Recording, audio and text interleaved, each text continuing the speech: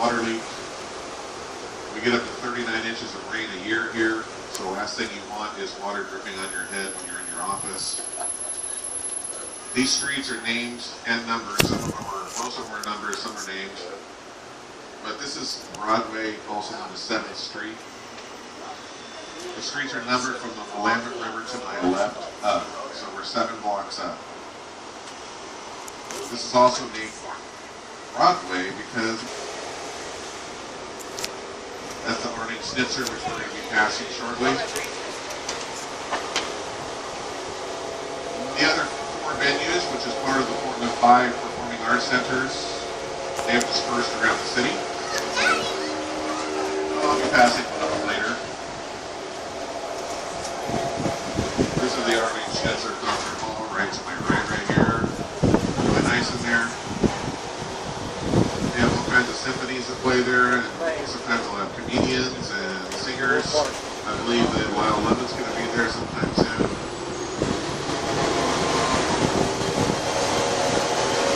That was actually a gift from Arnie Schnitzer from her husband. He was a local steel magnate back at the turn of the century. This is the area of the parks. It's a north and south running park down the middle of downtown. We have the Oregon Historical Society. It's surrounded by PSU, Portland State University, and the Art Museum over here to my right. And just make sure nobody wanted to exit or hop on the trolley here. It's one of our stops. You guys notice this church over here to my left? It's a Lutheran church. There's lots of churches like that all throughout the city if you guys start to notice them. Most of them are built in the late 1800s, early 1900s, because Portland had the reputation as one of the worst cities as far as lawlessness of World War II. So the city of Portland said, hey, if you bring your church here and you build, we'll give you free land. If you notice in front of me, up on the top of the hill, red roof, that is the Pittig Mansion. Pittig Mansion was built by the founder and creator of the Oregonian newspaper and his wife Regina back in 1909. It was finished in 1914. It's 46 rooms, 46 acres, 17,000 square feet.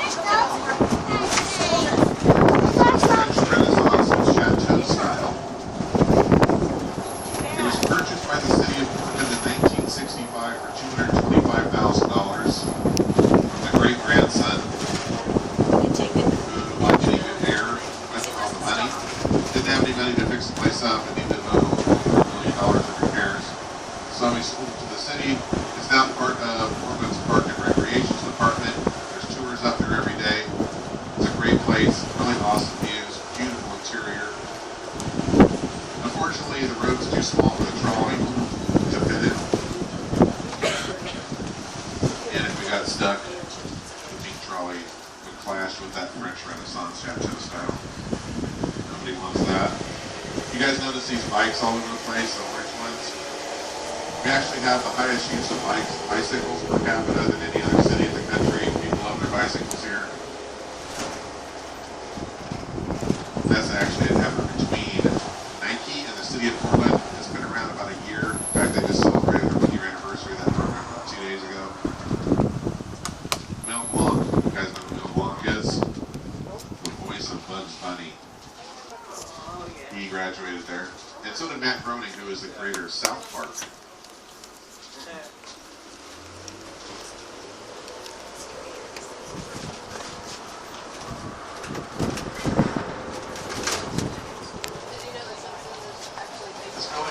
This is actually Oklahoma Athletic Club. It's the largest athletic club in the country. It's 550,000 square feet. It's 8 levels. It has three restaurants, 3 swimming pools, 9 tennis courts. If you'd like to join the other 17,000 members, you can put your name in the lottery. About 2.5 to 3-year waiting list. I pretty much just walk around my block and it saves a lot of money. And it makes me closer to the refrigerator when I'm over to your right, you should be able to see Mount St. Helens just on the other side of the Fremont Bridge with the flags on it. Go slow enough to where you can see it off to the right. There's Mount St. Helens. That's our red. I couldn't see it. Oh, it's by the bridge. That used to be Darn it. 1,500 feet higher after it was. This place. It's part of the Pacific there's Ring a of Fire, which is the mansion here that's Cascade haunted. section of that. I heard there's We have Mount Shasta, which is down in Northern California. it's called a witch's Mount castle, Hood, which and is it's east haunted. of us, about 50 miles. It's haunted. We have Mount Rainier and Mount St. Helens. People just say over it's the haunted. It might horizon not be. there in Washington. I have lived in Oregon since 2004. We might go to the I'm from California. since we're gonna be. I don't tell anybody that's not going to be in that. They freak out. So you guys are most likely all out of state, so I can safely tell you that. But Californians are kind of like a virus. We're overtaking the host pretty soon. It'll just be Californians. And then there'll be no more Oregonians that complain about it. That's the way I look at it anyway. So Mount St. Helens, when it erupted last time, was 2008. Knew it. I was working downtown. It's very unnerving. I'm used to earthquakes. They just happen. Volcanoes, you watch them. They are just angry, like an angry friend or relative sitting in your living room. You have no idea if they're going to really freak out or just go away. Luckily, Mount St. Helens went back asleep. It's not erupted since 2008. I didn't know it was Straight in front of us has that yellow crane. 1980, 1986, City. 2004, Realize that. 2008. We're the third busiest port on the West Coast. But there was 6, I think. And I think there was a lot in 1980 through 1986. We have a big Hyundai contract, so we get lots and lots of Hyundais, thousands of them all lined up along down The there. first one, which was the worst. in 1980. This is the Burnside, West Burnside. It essentially separates Because the it north covered and the south. volcano. Later So on, the after we roads get are through made on the going outside. through the park, we'll be cutting across here and going into the 23rd Avenue area, which is directly in front of us. We have to go through the back part of the park because there's construction in the front part that's been going on, it feels like forever at this point. But it's a good chance to see some awesome architecture. This day today, we're expected to get about 85 degrees. We average 83 degrees in July and August here. My favorite month is September. It's nothing, Ian. We average about 63 degrees during the rest of the year. Fairly kind of tempered. September we usually are in the high 70s, high to mid 70s. There's some really pretty houses downtown. Well, just in Portland in general. Anybody on the trolley, you guys cold weather? Anybody from really cold weather like snow and ice and stuff? Well, gotta be somebody. You're all hot weather, or you're just not raising your hands. Okay, I think it's the third choice. Well, we get winters here, obviously, but we don't get much snow at all. We get black ice, horrible black ice. I can usually tell if someone's from out of state. It's the person that's sliding past you at the intersection. You know, hey, black ice, but they're already past. Like these roads on my right that lead up to these condominiums, those are all heated so that they melt the ice so people can get out of there. We got 2 feet of snow in December of 2016 and it shut the city down for 4 weeks because we pretty much had one snowplow and 3 shovels and everybody was here. So we need to stay in our houses. It's true. All this area through here, this is all ivy that we see on the left and right sides. It's meant to keep the slopes up because it is back there on the right hand side. But it really does a good job, but it's just some trees. And it's winter too. Trees. You can sit down and look at it off there because it's not bring it anymore. So those of you that are hiding English ivy with me right now, please report it.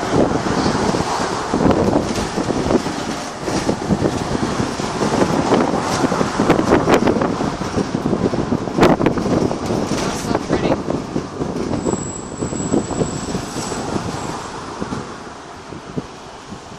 Those of you that like architecture or remember this particular person, Franklin Lloyd Wright, he's a famous architect. We do have a Franklin Lloyd Wright house in this state. It's south of us near Salem. Our state capital is like many state capitals. It's the city that you least expect it to be. Salem is pretty unremarkable. It's south of us, some about 30 minutes or so away. It's our state capital. Here, many people don't realize that. Crater Lake is south of us. It is formed in the mouth of a volcano. I have a couple reasons why I would never swim in it. First of all, it's formed in the mouth of a volcano. That's the first reason. Second reason is that you can't see the bottom. I'm one of those people, like, I only go in pools where I can see the bottom because it freaks me out, like things below you. And you imagine the deepest lake in the country, like, what's down there? Like, did it, just wait for it to grab you.